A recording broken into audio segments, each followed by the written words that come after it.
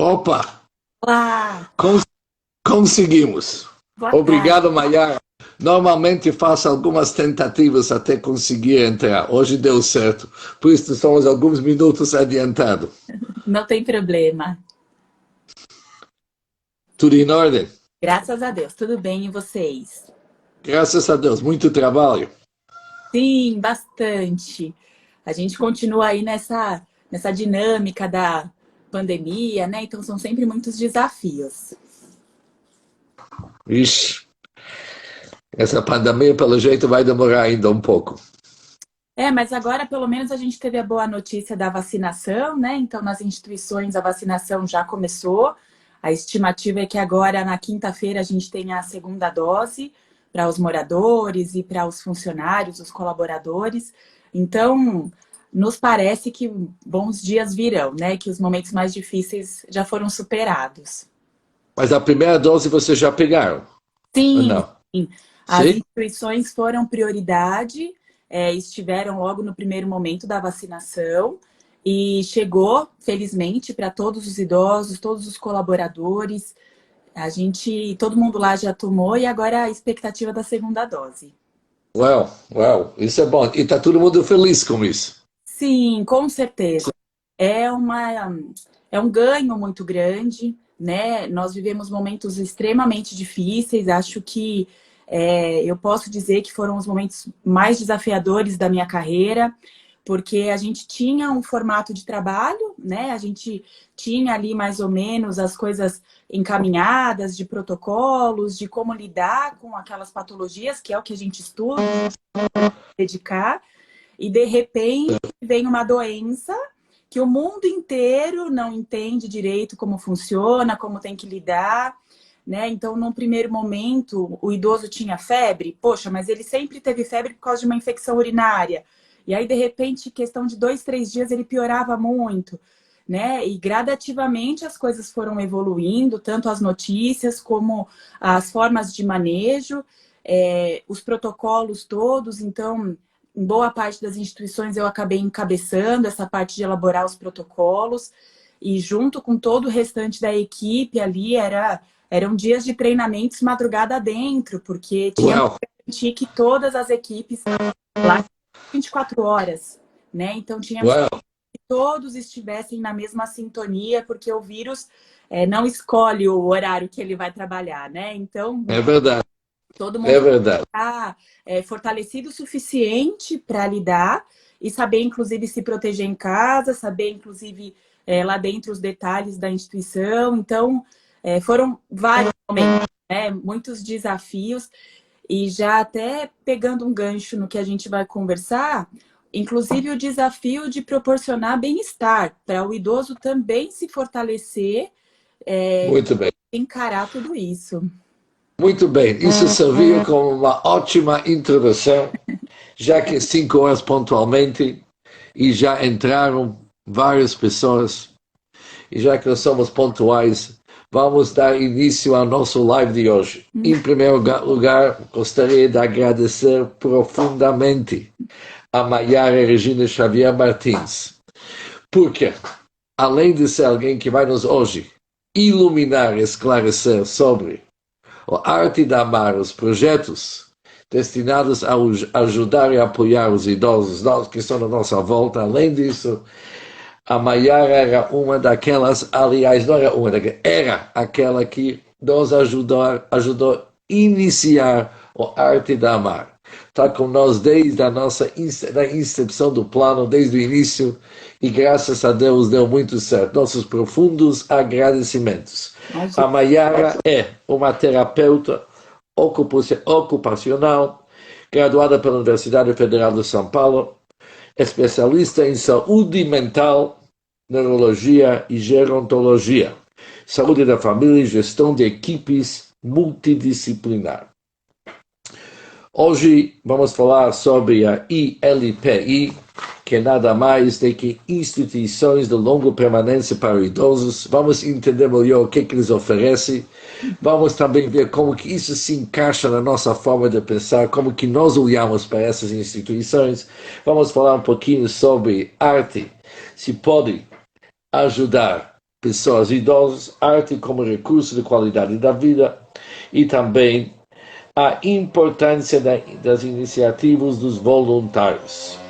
Vamos ver vários assuntos e vamos começar o seguinte, sobre o perfil do idoso institucionalizado. Em geral, quando as famílias, o que as famílias buscam, o que as famílias esperam dessas instituições e quais as patologias mais comuns, ou seja, quais que são as dificuldades mais frequentemente que aparecem nas pessoas idosas e como que vocês se adaptam para uma realidade tão comum hoje, porque graças a Deus, cada vez que a gente progressa com o tempo, nós vamos ter mais e mais idosos.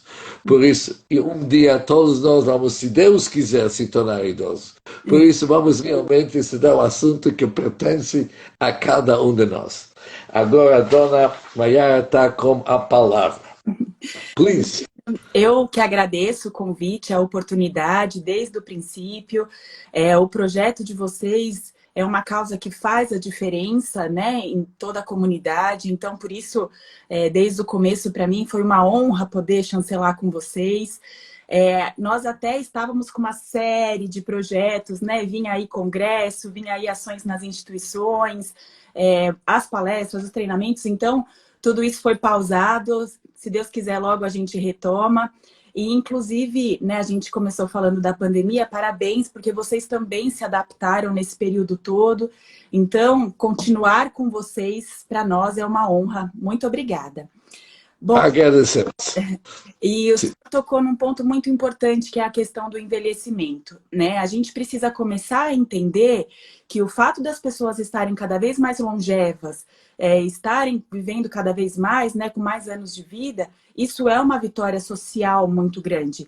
Poxa, se eu pego a minha avó, por exemplo, a mãe dela morreu com nem 30 anos e hoje a minha avó festejou 86 anos. Olha, de uma geração para outra, o quanto que nós já evoluímos, né? E se tudo isso é possível, significa que já não se morre mais de doenças que se morriam antes, que à medida que tem uma patologia, a gente consegue ter um tratamento, as pessoas conseguem ter com a doença, né? E ir ali administrando tratamentos. Então, isso é muito importante a gente perceber, para que a sociedade como um todo possa comemorar, né? Que a gente entenda o idoso como alguém que tem uma bagagem muito importante, tem uma história de vida, viveu por diferentes cenários e que hoje ele ainda é alguém que pode contribuir na sociedade, né? Então, vale a pena a gente ter um olhar mais apurado para quebrar um pouco de paradigma de achar que o idoso, porque se aposentou, ele já cumpriu toda a missão, né? E é nisso que tantas vezes a gente se perde, porque a pessoa acaba deixando de ter um propósito de vida.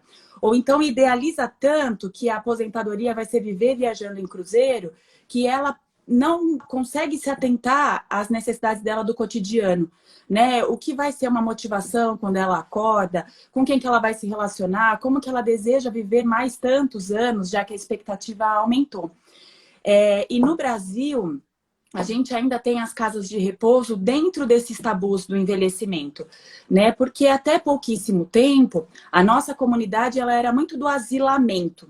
Então, a pessoa que tinha uma doença, uma doença mental, né? Ela iria para um manicômio. A criança que nasceu com uma deficiência, ela iria para uma escola de educação especial. A pessoa que já está envelhecendo, ela iria para um asilo para esperar a morte chegar. E ponto, né? Ter ali a sua dignidade, os seus cuidados básicos.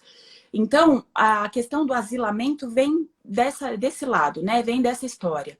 Acontece que a medicina foi evoluindo muito, né? As próprias terapias em si. Os idosos pararam hoje de ser limitado à sua patologia, e é assim que deve ser. Não é porque ele tem um Alzheimer, um Parkinson, uma depressão, ou ele é um cadeirante, que ele deixa de ser o seu João que adora pescar, né? Aquele senhor que adora ler, que lê o seu jornal, que debate política. Então, a gente precisa parar de limitar a pessoa à patologia, né? Entender que ele é alguém com uma história que precisa ser lembrada e respeitada. E ainda no Brasil, a gente carrega um pouco disso, né? De tentar cuidar em casa, Nós somos um povo muito afetivo, né? O lar docilar, quem casa quer casa. Então, as pessoas tendem a esgotar o cuidado que aquele idoso precisa em casa, né? E a qualquer custo, né? Por uma questão de manter próximo, de estar junto com esse idoso. Então, é muito comum que as pessoas aparelhem as suas residências para lidar com aquele idoso que envelheceu de uma forma frágil, né? Que é aquela velhice que a pessoa tem alguma patologia agregada, seja que interfere a capacidade cognitiva, funcional, física, social. E aí as pessoas, né, em geral, tendem a contratar cuidadores, equipar a casa com barras, né, as adaptações todas, que as terapias sejam em casa. E isso tudo tem muito idoso que se beneficia, né? Tem muito idoso que tem todas as suas necessidades contempladas. Acontece que tem aqueles que eles precisam de de um monitoramento maior, né? Que a enfermeira esteja ali o tempo todo, que o médico esteja de prontidão, ele precisa socializar com os seus pares. E aí a gente hoje encontra em boa parte das casas de repouso a soma entre o cuidado clínico, a segurança daquele idoso, mais a promoção de qualidade de vida, que é a minha parte. Né? Então, eles terem terapias variadas, eles poderem ter espaços de socialização, festas temáticas. Antes da pandemia, nós levávamos até os idosos para passeios. Então, era piquenique em parques, salas de cinema fechado para eles, orquestras, restaurantes. E, às vezes, a gente consegue até fazer com que esse idoso tenha uma participação social que para a família seria difícil. E não difícil por uma boa intenção, difícil para as adequações que esse idoso precisa, né? Então, a gente vai com transporte acessível, que leva a sua cadeira de rodas, a gente leva uma fono, porque se caso ele engasgue, a fono está ali adaptando, dando uma segurança para que ele aproveite aquele restaurante, vale até beber cerveja sem álcool se quiser. Então, o que é isso, né? Esse exemplo. É você entender que esse idoso, apesar de estar dentro de uma casa de repouso, ele pode estar socialmente ativo, né? Integrado aos lugares além dos muros da instituição, né? E claro que isso, estou falando antes da pandemia. Então, para você ter ideia, no Brasil apenas 0,6% de idosos está em casas de repouso, né? Que a gente chama ILPI, é o nome técnico, Instituição de Longa Permanência para Idosos. É um número muito pouco. E aí, para concluir o raciocínio, porque a gente está ainda nesse momento de transição, né? Onde as pessoas ainda entendem casa de repouso como um fracasso da família, né? Quantos idosos chegam lá, ou familiares que eu faço acolhimento, e tem exatamente essa frustração, né? De, poxa, eu não consegui dar conta em casa. Poxa, agora meu pai ou minha mãe estão na casa de repouso, mas em casa chegou no limite. Ele não estava mais feliz, ele não tinha todos os cuidados, pegou várias infecções, né? Então, a gente precisa começar a ter as instituições como uma alternativa, mais uma opção para que esse idoso que envelheceu de forma frágil esteja seguro, diminuindo sua vulnerabilidade e que mais ainda ele possa ter espaços de promoção de qualidade de vida. A gente tem em outros países a cultura desses lares, né? Por exemplo, o americano, ele geralmente tem aqueles que planejam em qual casa de repouso vai querer morar, né? Então, chegam idosos mais funcionais, numa etapa que ele ainda pode ter livre-arbítrio, né? Ele realmente escolhe o que ele quer fazer, faz ali seu grupo, sai para comprar suas coisas. E é uma cultura diferente, né? E até a organização das instituições são diferentes. No Brasil, a gente ainda está nesse momento muito mais assistencial, né? Quando chega aquela pessoa que realmente precisa de um cuidado mais específico. E eu acredito que a gente tem um longo caminho a percorrer. Eu falo de um lugar muito confortável, que são as instituições privadas, né, onde é particular, então as pessoas que procuram, elas têm uma condição financeira, é uma instituição que não falta nada, que tem enfermagem 24 horas, tem o médico de referência 3 vezes por semana, mas a gente sabe que tem as instituições que elas são filantrópicas, que elas são governamentais, aquelas que são mais simples, e todas importam, né? Todas são importantes e todas têm um trabalho a agregar. E a pandemia, ela pôs em evidência esse tipo de lugar, né? A gente começou falando da vacinação, né? Que as instituições já estão vacinadas. Então, a gente começar a dar visibilidade para esses lugares, eu tenho falado com os administradores, é a hora da virada, né? Porque, poxa, o que a gente está recebendo de idoso que piorou muito na pandemia, porque ele não tinha um jardim para caminhar, ele teve a sua socialização extremamente reduzida, as famílias tinham medo de levar no médico, medo de levar no hospital, então as comorbidades foram sendo agravadas. Então, as instituições foram uma opção, né? Por mais que a gente esteja, infelizmente, nesse momento de portas fechadas, onde os familiares não podem entrar, então fazemos as visitas flexibilizadas, com distanciamento, paramentação, tentando dar a maior segurança possível, mas, querendo ou não, ele está ali com segurança clínica, participando de várias atividades para poder ter a sua velhice saudável. E a gente precisa sair um pouco desse lugar de que a família que coloca na casa de repouso está abandonando, né? A gente precisa sair desse lugar de que a família fracassou enquanto instituição porque optou para o idoso ter esse cuidado com profissionais, esse arcabouço técnico para que ele siga a sua velhice. Porque a família, ela toma essa dura decisão, né? E a gente precisa parar de achar que a pessoa, porque ficou idosa, ela é boazinha, ela é queridinha, né? A pessoa tem a sua história, né? Então, uma pessoa que foi brava, carrasca na vida inteira, ela não vai ser diferente na velhice. Ou se ela teve uma demência e a fez diminuir um pouco esse comportamento, ela vem à tona as relações que ela construiu ao longo da vida inteira, né? Então a gente não pode entender essa família como um fracasso ou uma pessoa que abriu mão de amar ou de cuidar porque colocou numa casa de repouso. É claro que eu estou falando em termos gerais, não estou entrando especificamente em cada uma das histórias, mas é mais um tabu que a gente precisa encarar e precisa rever nos nossos conceitos. Porque dá dó, assim, às vezes as famílias chegam, tentaram fazer de tudo e chegam dilaceradas porque não tem apoio, né? As pessoas ficam no superficial da questão e não sabe que a esposa daquele senhor, por exemplo, está toda machucada de tentar dar banho nele, não tem a técnica correta. A família está toda desestruturada, porque gerenciar 24 horas de cuidadores é um super desafio, né? Então, a instituição entra como alguém que fortalece o cuidado, dá o cuidado técnico, e não substitui a família. Muito pelo contrário, dá à família a oportunidade de ser família. Quantas vezes não fomos para passeios e a família foi junto? Poxa, curtiu o restaurante, curtiu o cinema junto com o idoso, sendo que a relação estava super desgastada porque era só... E aí, como é que a gente cuida? E aí, como que a gente alimenta? E aí, como que a gente dribla a alteração de comportamento?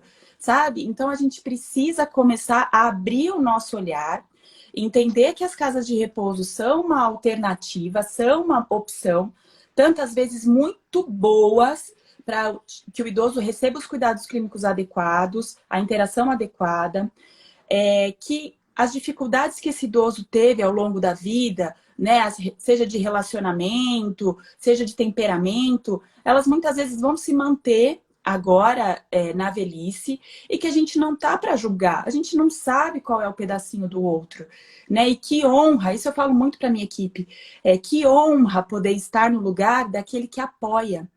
Eu não quero imaginar o que é você estar numa cama e ter que pedir ajuda para alguém te virar, porque você já não tem mais o controle muscular, músculo esquelético do seu corpo e você depende de alguém para te virar na cama. Eu não quero saber, assim, você deve ser muito sofrido, né? Alguém que a vida inteira foi tão... a gente pega médicos, donos de empresas, enfim, pessoas que tiveram uma vida tão produtiva e agora estão acamados e ele dependendo de uma ajuda.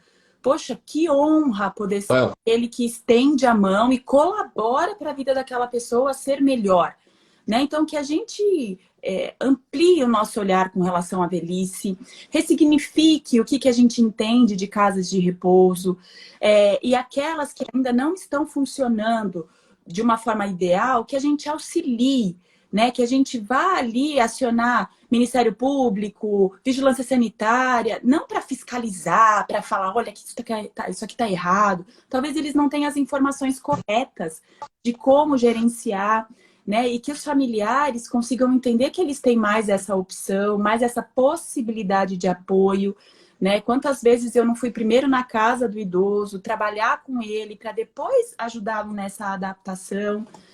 E a gente precisa entender a instituição como um suporte, não como vilão da história, né? Como um lugar onde se...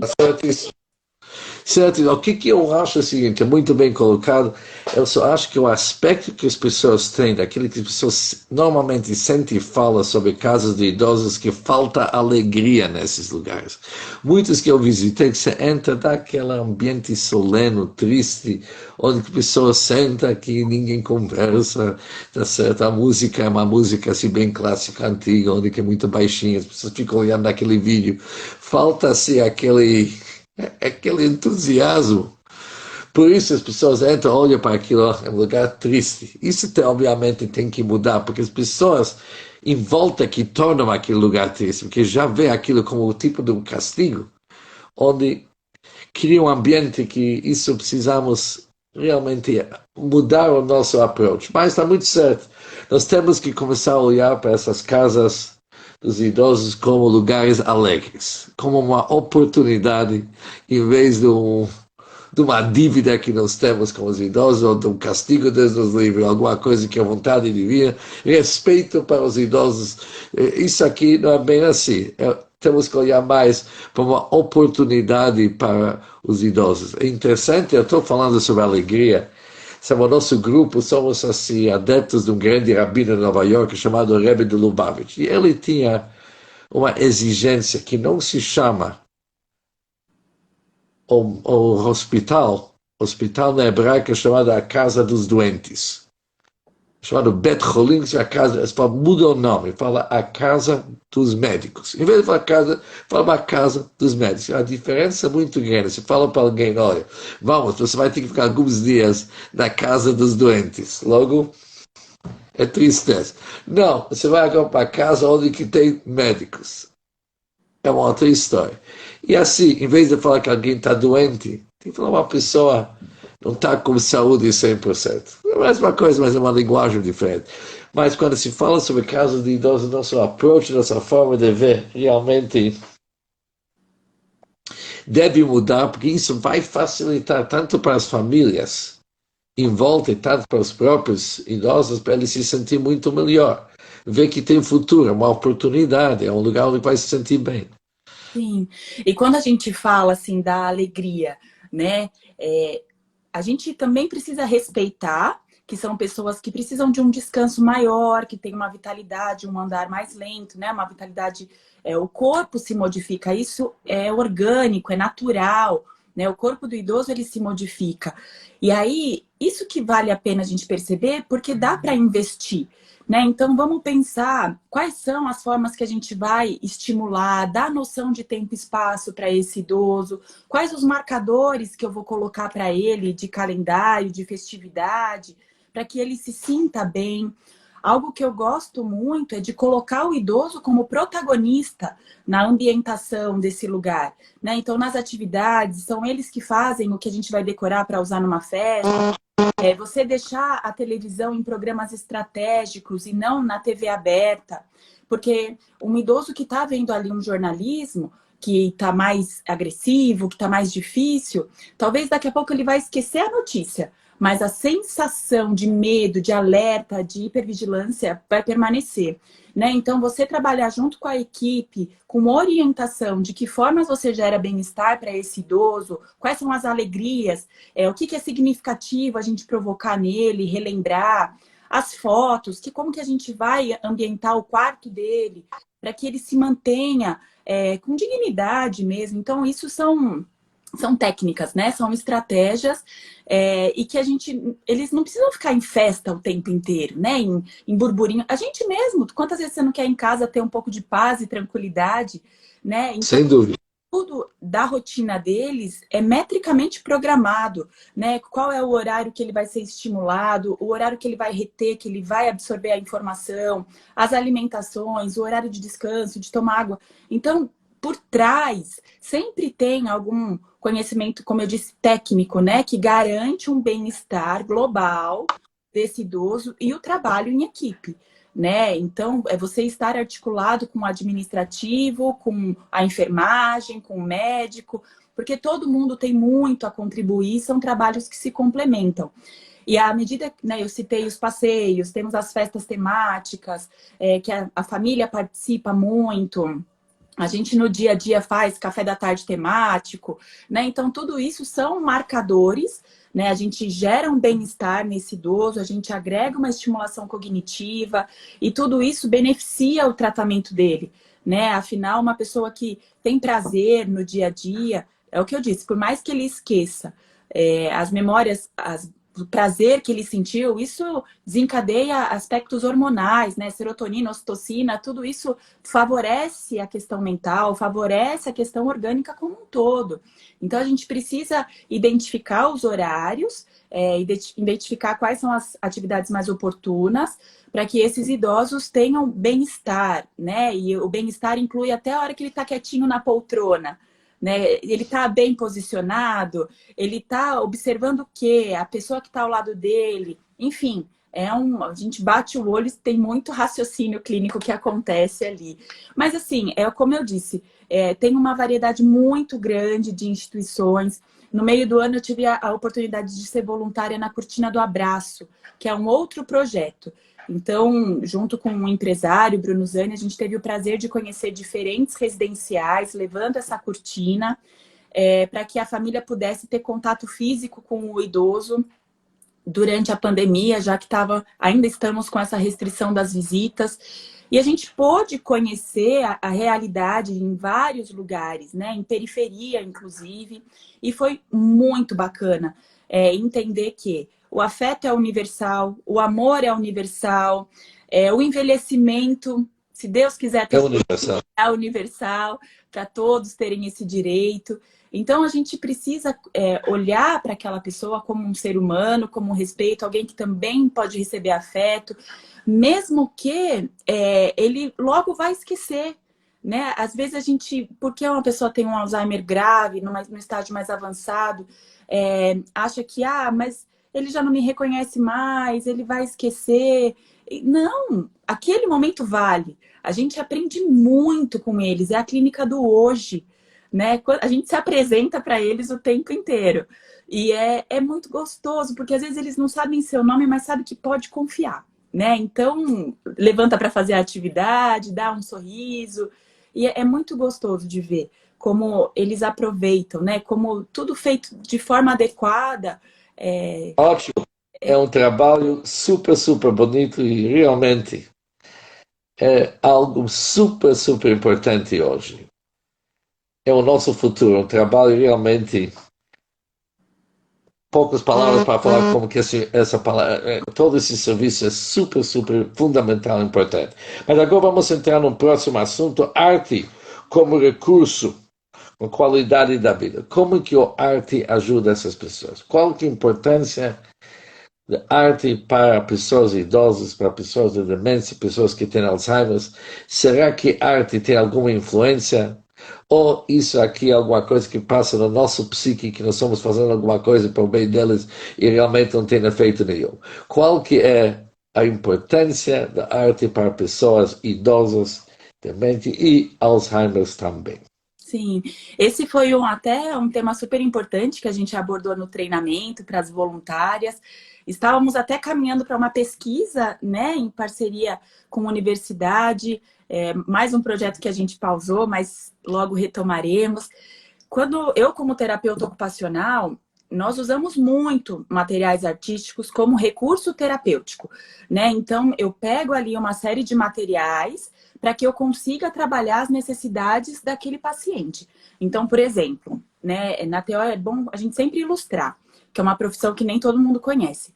Eu tenho uma paciente que eu atendo no domicílio que ela tem uma artrite muito severa. E ela perdeu funcionalidade por conta disso. Então, até o manejo de garfo e faca para ela tá muito difícil. Então, a gente tem feito sabonetes. Porque quando a gente pega uma barra da glicerina, que é um dos materiais, e ela precisa cortar, ela precisa manipular, ela tá fazendo uma outra coisa, né? Uma outra atividade, mas eu tô trabalhando com ela aqueles movimentos, a funcionalidade dela, se organizar em etapas, adequar as medidas. E no final ainda sai um produto que ela presenteia o filho e as irmãs e os sobrinhos, né? Então, só para exemplificar uma situação onde a gente usa um material. O sabonete, né, é da artesã, é da empresa que vende sabonete, mas eu, como terapeuta, uso de uma forma de tratamento, né? É um recurso terapêutico. Temos a arte-terapia, temos várias outras profissões que se beneficiam do concreto para poder permitir que a pessoa faça o seu tratamento, que ela encontre propósito de vida, que a gente falou tanto. Temos ainda pessoas que agregam aromoterapia a esses materiais. Então, é uma série, né? Todas essas são formações técnicas. A TO, por exemplo, é uma graduação, arte-terapia. Então, para a gente entender que tem profissões que fazem o uso direcionado desse material artístico. E tem, né, a ampla lojas que vendem artesanato, né? Então, são materiais acessíveis que a gente pode usar. Então, até artesão é uma profissão. Eu falo isso porque minha mãe é orgulhosamente artesã e teve boa influência aqui na minha vida. Então, e me dá esse preâmbulo para a gente entender o todo, né? E quando a gente fala de arte, é mais um elemento que a gente precisa ampliar. A arte, ela vai desde uma música, uma gravura, as pinturas.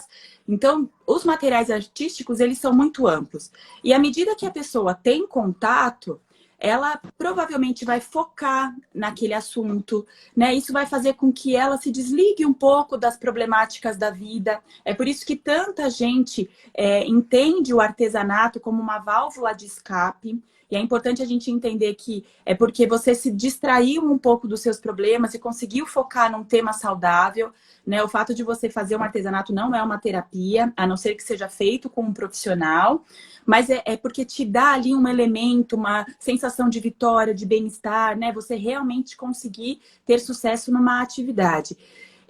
E quando a gente fala para um idoso demenciado, por exemplo, que era o grande foco do projeto de vocês, né? Ao chegar com aquelas cores, com aqueles materiais, primeiro que você traz uma novidade, né? E isso é excelente, porque você faz com que aquela pessoa assimile novos estímulos, né? Para o cérebro, isso é um start muito importante. Ele precisa conhecer ou resgatar aqueles materiais, se ele já teve contato, se é uma novidade, isso também é muito legal. São atividades feitas de forma coletiva, então eu faço meu trabalho, mas eu também me conecto com o que o meu colega está fazendo. Eu preciso me organizar em etapas. Então, por onde eu começo? Qual vai ser meu próximo material? Para chegar no produto final. Não adianta eu já querer ter o último material e não seguir todas as etapas. Então, isso vai te dando foco, atenção, concentração. E isso é muito importante para um idoso que tem o rebaixamento cognitivo.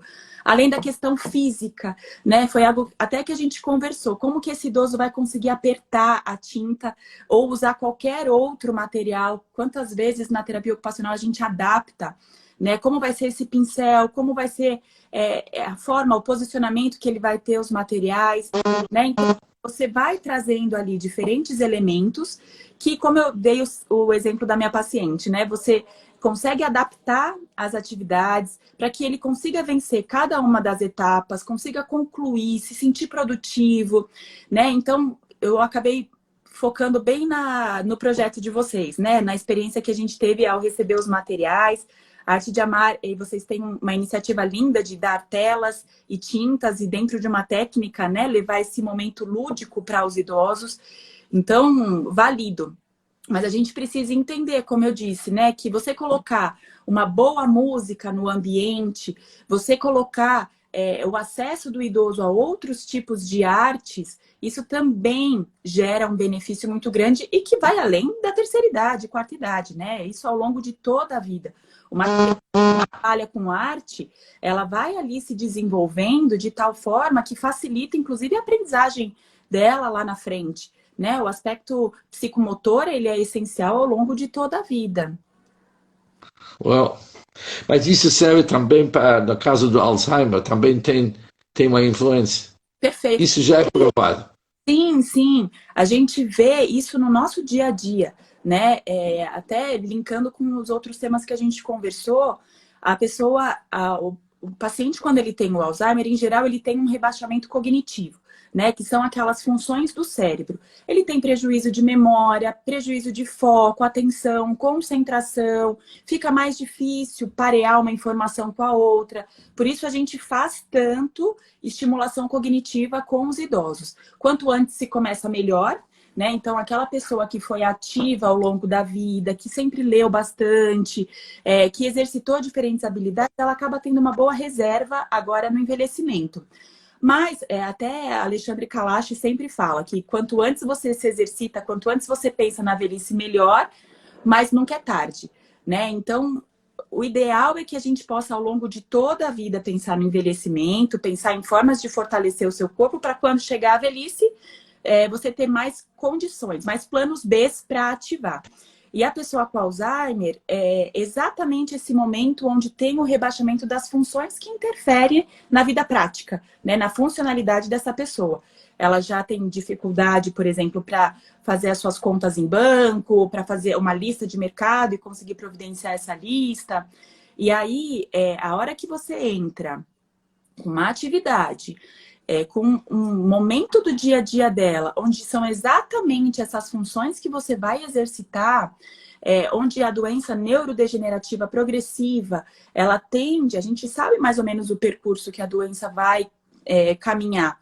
Então, se você consegue ir combatendo esses sintomas com as questões do dia a dia e ter ainda o benefício da motivação, né? O idoso ter prazer a hora que ele descobre que ele pode mexer ali na tinta, que ele fez uma gravura que ficou diferente, que ficou bonita, e ele vê o trabalho do colega. Então, mesmo sem perceber, ele está ali acionando os mecanismos, né? Conseguir conectar o movimento com o que o cérebro pede, entender que está de dia, então eu estou mais produtivo agora. E isso colabora para o bem-estar, colabora para que a gente consiga que a doença evolua da forma mais lenta possível. Nessas doenças progressivas, muitas ainda a gente não tem a cura, né? Infelizmente, os estudos do Alzheimer, eles estão muito fortes, mas a gente ainda não tem nada definitivo para cura. Então, você conseguir ter elementos que seguram a evolução da patologia é maravilhoso. É uma vitória. Sim. É uma vitória. E sabe que é muito... Agora, um assunto também super importante. Eu acredito que cada um hoje, para ter saúde mental própria e se sentir bem e alegre, é importante abraçar uma causa na vida, se tornar um voluntário para uma causa boa. E uma causa boa é cuidar dos nossos idosos. O que a doutora poderia falar para pessoas realmente despertar uma vontade para cada um saber que quando terminamos o dia devemos saber o que conseguimos para o bem do próximo como voluntário mesmo, realmente se estender um pouco para ajudar uma outra pessoa. Sim. Qual que é a importância do assunto e como que isso pode ser aplicado? Quando a gente fala do trabalho em prol do outro, né? A gente falou tanto do voluntariado, quando nós conversamos, eu e o senhor, a gente precisa, mais uma vez, eu vou fazer uma provocação, a gente precisa ampliar o nosso olhar, né? Quando a gente fala em trabalho conectado ao outro, o trabalho voluntário é um trabalho sistematizado, né? Que quando você escolhe atuar voluntariamente, você precisa entender as regras, você precisa entender o respeito ao próximo, né? Que é um trabalho estruturado que o outro te espera, né? Então, à medida que a gente firma o compromisso, tem aquela outra pessoa que vai contar com a nossa ajuda. E você poder fazer um trabalho em prol do outro, não necessariamente é você ter tempo livre, né? É você poder se dedicar exclusivamente àquela causa. Eu acho que a minha provocação nesse momento é que a gente entenda que os velhos de amanhã somos nós, né? E que a gente começa hoje com os nossos filhos, né? Com as crianças, falar sobre envelhecimento. Eu me assustei muito uma vez que eu fui dar uma palestra numa escola, uma menininha falou para mim: não, tia, fica tranquila, eu não vou envelhecer, eu vou pôr botox. E aí ela estava reproduzindo a fala de alguém, né? E uma negação de algo que é biologicamente natural. Então, que a gente comece, desde os pequenos, a falar sobre, né? A reconhecer nos longevos das nossas famílias que são pessoas que importam e que merecem a atenção e que devem continuar sentando na ponta da mesa, né? Que eles importam para todos, que eles têm algo a contribuir para todos, né? Então, que a gente comece a pensar na causa do idoso dentro do nosso lar. É muito fácil eu ir lá e defender a pessoa que está longe. Dentro da minha casa, eu não reconheço quem são os velhos, né? Que essas pessoas também precisam participar e estar integradas na nossa casa. Então, mais do que você já abraçar uma causa, eu acho que a gente precisa visitar as nossas convicções, os nossos valores, e isso dentro da nossa casa, nos nossos ambientes de trabalho, que a gente tenha doçura na forma de tratar as pessoas, né? A caridade, o voluntariado pode acontecer na nossa rotina, no nosso dia a dia.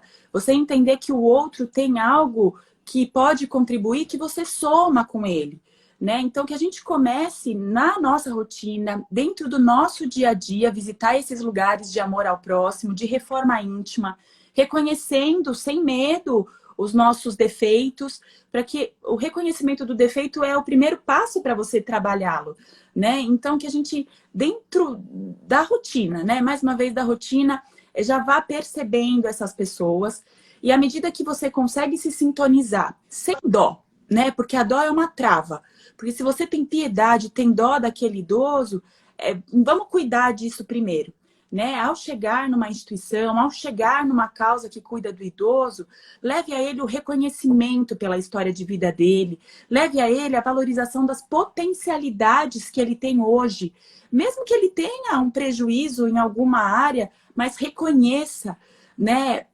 Quantas vezes, eu lembro das minhas, eu tenho 2 filhos, e as minhas 2 gestações eu passei nas casas de repouso. Foi uma delícia!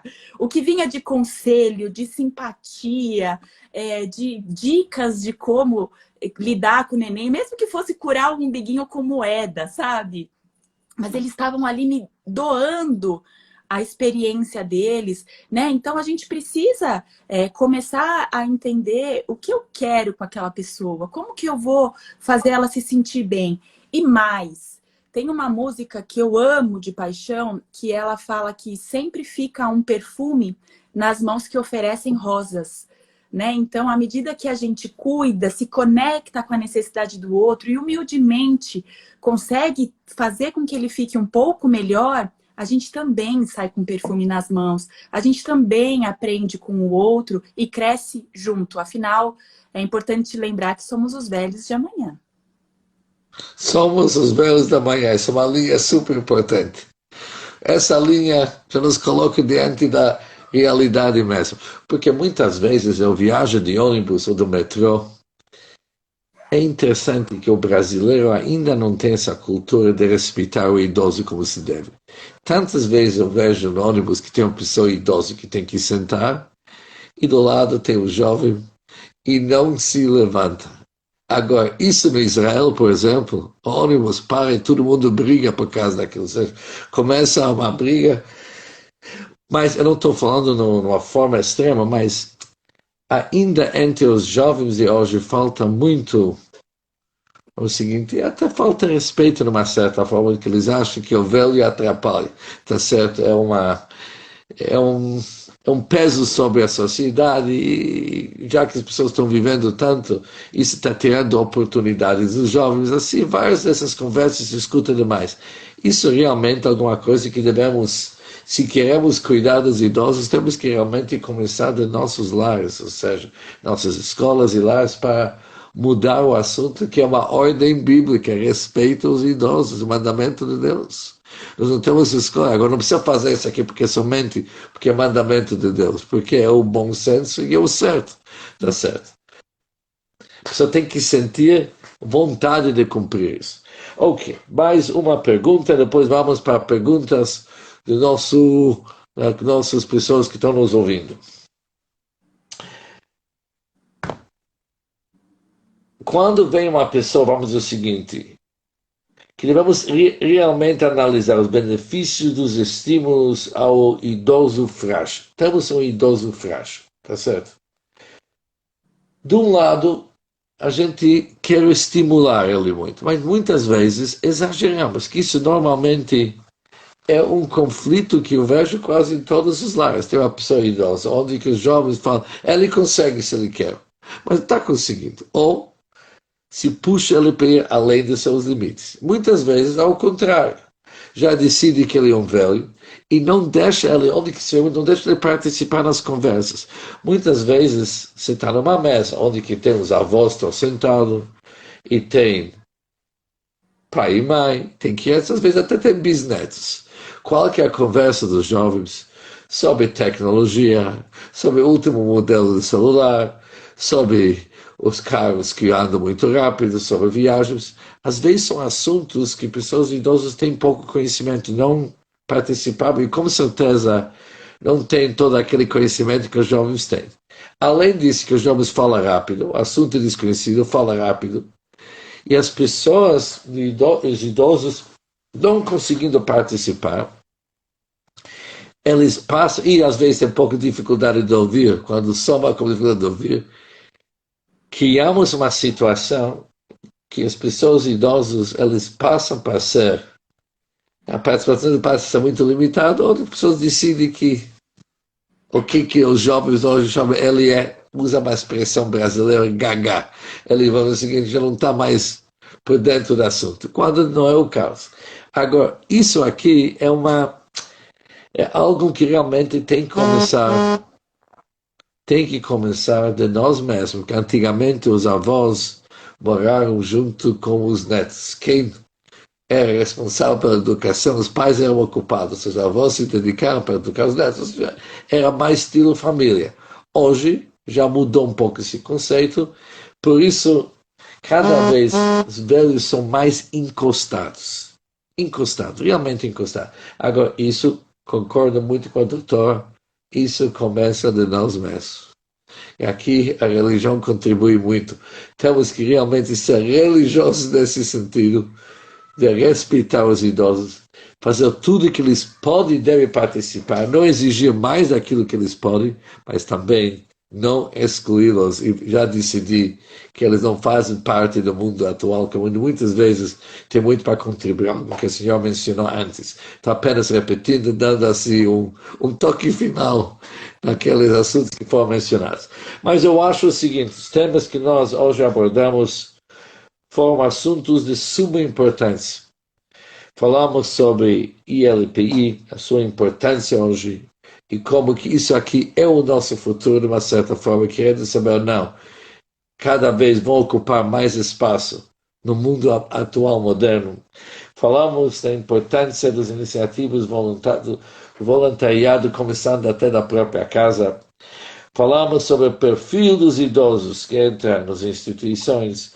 Falamos sobre os benefícios do estímulo do idoso frágil. Tudo isso aqui já foi falado, mas agora, informação super importante e prática para colocar isso aqui a partir de agora, como parte da realidade da nossa vida. Se tem alguém, plateia, que gostaria de fazer alguma pergunta, pode mandar perguntas para nós. Nós temos mais ou menos 13 minutos para perguntas e respostas.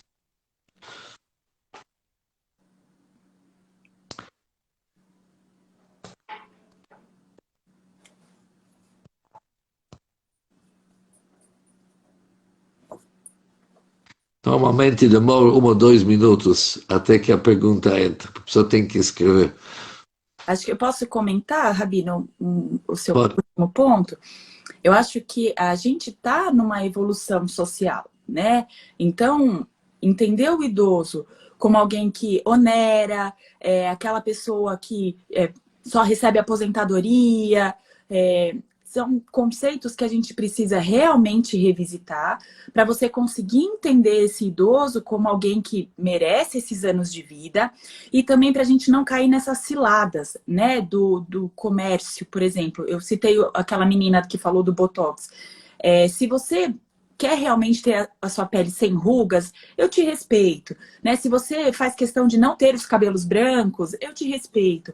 O ponto é que essa negação do envelhecimento tem colocado muitos idosos em risco, né? Se submetendo a tratamentos perigosos, hormonais, negando que ele conseguiu ser velho, querendo mostrar que ele ainda é produtivo, que ele ainda pode fazer muitas coisas, e gera um sofrimento muito grande quando ele não percebe o atual momento do organismo dele, os atuais projetos, porque é um sofrimento muito grande de ficar no passado, tentando voltar a ser o que era, e isso faz com que o idoso e a sociedade não curtam, né, o lugar desta pessoa de fato na sociedade. Então, acho que é um convite que a gente consiga revisitar. Tem até um termo que está sendo muito usado, que é o idadismo, né, o preconceito porque a pessoa é idosa, e você deixá-la de lado ou atingi-la de alguma forma negativa por conta disso.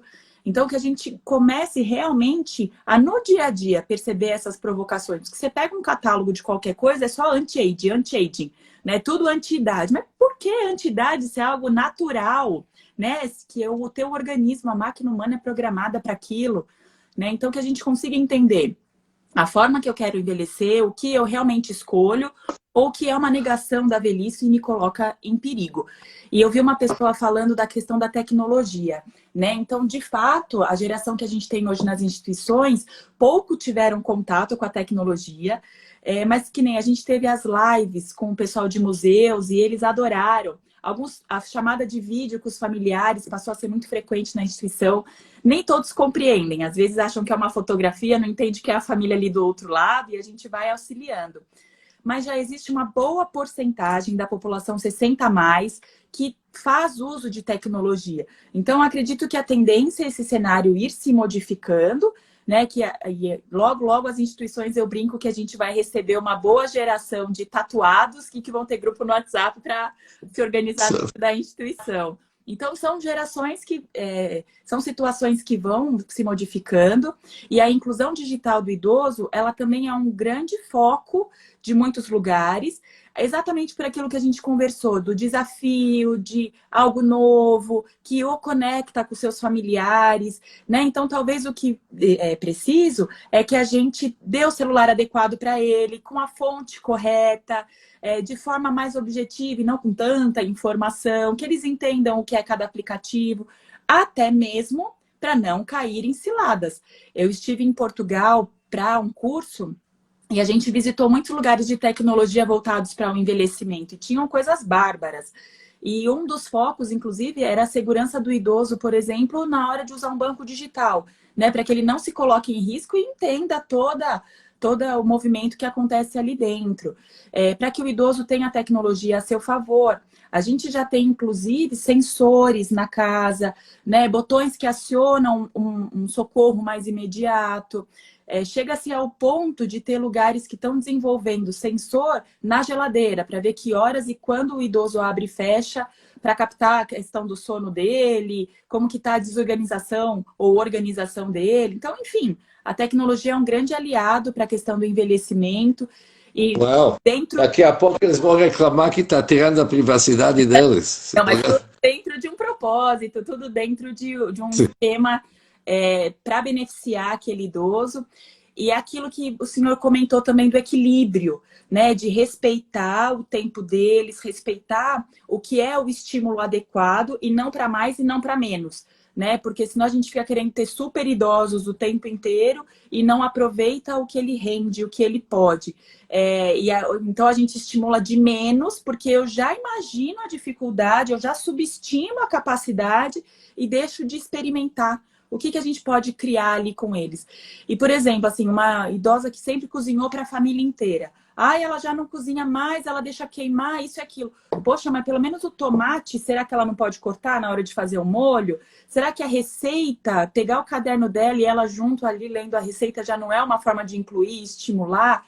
Então, que no dia a dia a gente se sinta provocado de qual é a participação e integração social que eu vou ter com ela, assim como eu tenho com todas as outras pessoas, né? Então, que sejam sujeitos protagonistas do seu dia a dia e, à medida que precisar, que tenham os apoios adequados. Sem dúvida, sem dúvida. Mas é interessante, falando disso, nos lugares onde que tem escolas religiosas, por exemplo, onde que eu trabalho numa escola religiosa, dá para ver que mesmo pessoas idosas, eu estou falando uma idade bem avançada, 90 anos, 100 anos, essas pessoas trabalham até o fim da sua vida, ensinam.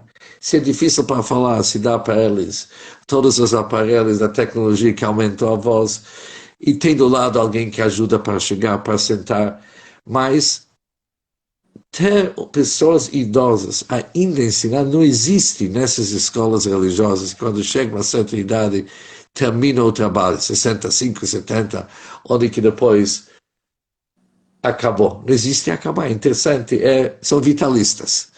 Trabalham para a vida inteira. Eu me lembro assim, quando eu casei, eu tinha 24 anos, minha esposa tinha 20. Eu visitava, no meu casamento, do meu lado está sentado o meu bisavô. E ele está segurando um sobrinho meu. Ou seja, imagina o seguinte, o neto da tua neta. Tá certo? E ele está segurando. Cada dia, ele tinha o costume, ele falava um salmo a cada idade de cada filho, neto, bisneto, ele falava, e tataraneto também, ele falava o capítulo que corresponde com uma quantidade de anos. Por exemplo, se ele tem tantos bisnetos que tem 3 anos, fala tantas vezes o capítulo 3. Isso é um trabalho, porque é uma quantidade grande. Mas é um serviço importante para ele. Ele levou aquilo muito a sério. Fala salmos para cada um. Agora, ele ia na escola ensinar, com 94 anos. Agora, pessoas em volta ouvindo cada palavra dele. Imagina, uma pessoa de 94 anos está nos relatando o que aconteceu 90 anos antes, porque ele também ouvia de pessoas idosas. Ele está juntando-se, uau, que experiência que tem. A experiência é muito importante no ensino. Agora, entre pessoas religiosas isso é muito comum, mas isso porque está seguindo um certo estilo ainda, que não é muito assim conhecido hoje, mas isso tem que ser divulgado, porque realmente muitos deles têm tanto para contribuir. Quem não lembra do seu passado não tem futuro, não tem um dito assim, alguma coisa assim, quem esquece do passado não tem futuro. Por isso, com certeza, vamos respeitar os nossos idosos e vamos se respeitar, porque um dia cada um de nós, se Deus quiser, vai se tornar um idoso. Sim. Se Deus quiser, isso é uma bênção para se tornar idoso. Pedimos para Deus nos dar uma longa vida. Como queremos ter uma longa vida sem se tornar idoso? Não tem como. Por isso, vamos, se Deus quiser, ser idosos e nós vamos querer ser respeitados. Por isso, já vamos começar agora a mudar tudo que tem que ser mudado e adaptado, porque realmente tem grandes mudanças, acabamos de ouvir como o ILPI é tão importante hoje, como está funcionando cada vez melhor. Realmente, hoje se entra. Eu, quando fiz 13 anos, eu já fui trabalhar no Lar dos Velhos. Eu tinha um trabalho. E eu ia assim, ajudava o rabino a cuidar, era um lugar religioso, ou seja, eu ajudava o rabino na hora dos serviços para trazer as pessoas, as cadeirantes, dar para cada um livro, era um tipo ajudante. E eu ganhava naquele tempo $7 por semana, mas eu estou falando de uma história de 50 anos, era dinheiro. E eu juntei com aquele dinheiro que eu viajei. E eu me acostumei com aquilo, onde que percebi que muitas vezes essas pessoas têm uma bagagem que é super importante, super interessante. Imagina para ouvir uma história, o que aconteceu 80 anos atrás. A gente não precisa de livro de história, que é uma história viva. E se capta, quando se escuta uma pessoa, se capta também não somente os fatos. Você consegue extrair a alma do negócio, você consegue a alma, a vitalidade. Teve, né? Sentimento vem. Por isso, se Deus quiser, vamos em frente. e Deus vai nos dar sucesso, porque o nosso objetivo é realmente algo que Deus não somente concorda e não somente aprova. Isso traz para Deus alegria, vendo como que esse lugar chamado mundo se torna o pomar de Deus mesmo. Todo mundo praticando bons atos, melhorando o relacionamento entre nós os idosos entre nós, com certeza se torna o nosso mundo um mundo melhor. Mais uma vez, meus profundos agradecimentos, Maiara, e vamos continuar fazendo cada vez atos bons e positivos para o bem da sociedade. Somos todos irmãos e todos no mesmo planeta. Por isso somos juntos, principalmente nessa época da pandemia, onde percebemos que nós somos todos no mesmo barco mesmo. Agora não é mais o mesmo mundo, é o mesmo barco. E um depende do outro. Por isso vamos em frente. Muitíssimo obrigado e até o próximo. Eu que agradeço, Rabino. Um grande prazer sempre estar com vocês. E o que precisarem, contem comigo, com toda a equipe da ABIE. As portas são sempre abertas para as nossas parcerias. Muitíssimo obrigado. Uma boa noite para todos. Obrigado. Até a próxima. Até o próximo.